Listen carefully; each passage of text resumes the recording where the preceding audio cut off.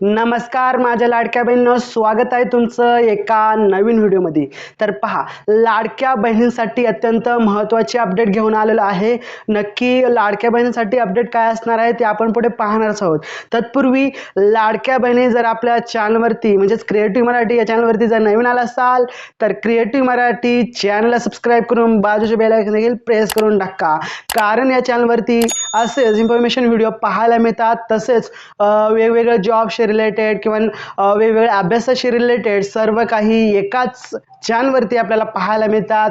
तर नक्कीच आपल्या चॅनलला सपोर्ट करा, लाईक करा, शेअर करा, कमेंट करा। तर चला कोणताही वेळ वाया न घालवता आजच्या व्हिडिओला सुरू करूयात। तर पहा, आजच्या व्हिडिओमध्ये मी काय जी इन्फॉर्मेशन महत्त्वाची तुम्हाला शेअर करणार आहेत लाडक्या बहिणींना, ते मी तुम्हाला सविस्तर स्पष्ट करून सांगणार आहे।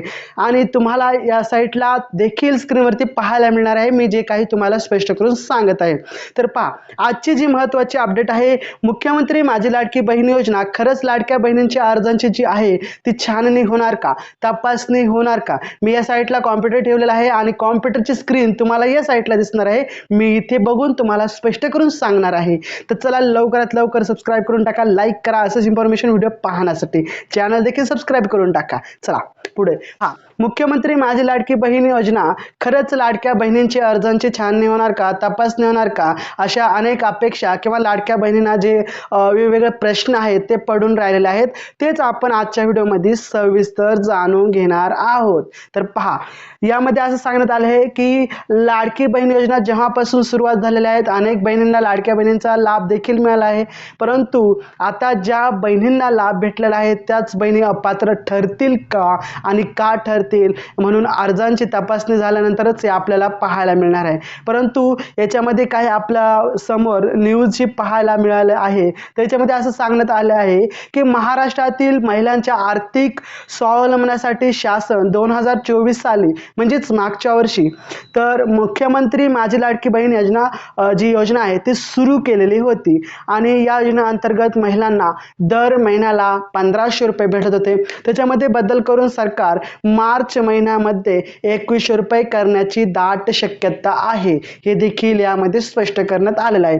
दुसरं म्हणजे योजनेचा लाभ मिळवण्यासाठी सरकारने काही पात्र नियम अटी ठेवल्या होत्या, त्या देखील आपण पाहिल्या होत्या या आधीच्या व्हिडिओमध्ये। जर पाहिलं नसेल ते देखील आपल्या चॅनलवरती व्हिडिओ अपलोड आहे, ते देखील तुम्ही पाहू शकता।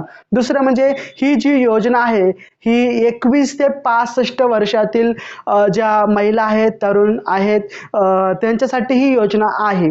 तर याच्यामध्ये महाराष्ट्रातील रहिवासी असला पाहिजे।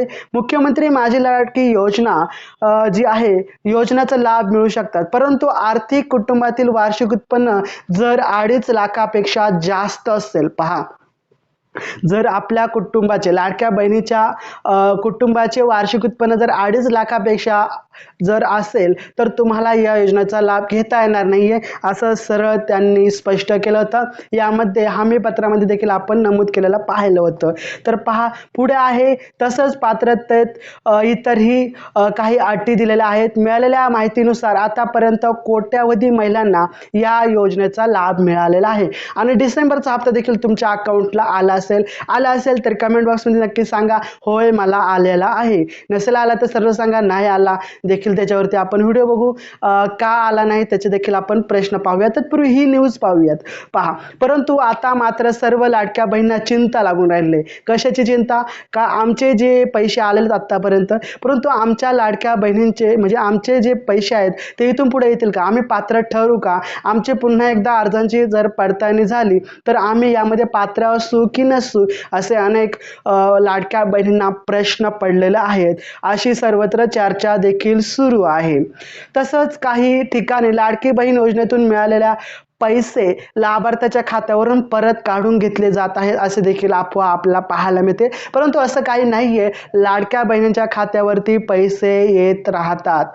जर तुम्ही या नियमांच्या अटीच्या बाहेर असाल, तुमच्याकडे जर 4 व्हीलर असेल, 2.5 लाखापेक्षा जास्त उत्पन्न असेल तर तुम्हीच नक्की या योजनेसाठी अपात्र ठरू शकता आणि तुमचं यामधून नाव देखील काढून टाकलं जाईल. तुम्ही यासाठी अपात्र ठरू शकता जर अर्जांची पुन्हा एकदा छाननी झाली, पडताळणी झाली तर. याबाबत जालना जिल्ह्यातील परिषदेचा मुख्य कार्यकारी अधिकारी कोमल कोरे यांच्याकडून सविस्तर माहिती मिळालेली आहे आपल्याला. यांनी आपल्याला सांगितलं आहे की अर्जाची जी पडताळणी झाली तर आपण जर या निकषांचे आपण हमीपत्र दिलं होतं त्याचे जर आपण पालन केलं नाही तर नक्कीच तुम्ही यामध्ये अपात्र ठरू शकता. आणि जर तुम्ही 2.5 लाखापेक्षा उत्पन्न कमी असेल, तुमचे सर्व अटी व्यवस्थित असतील, मान्य असतील तर तुम्ही नक्कीच यामध्ये पात्र असू शकता.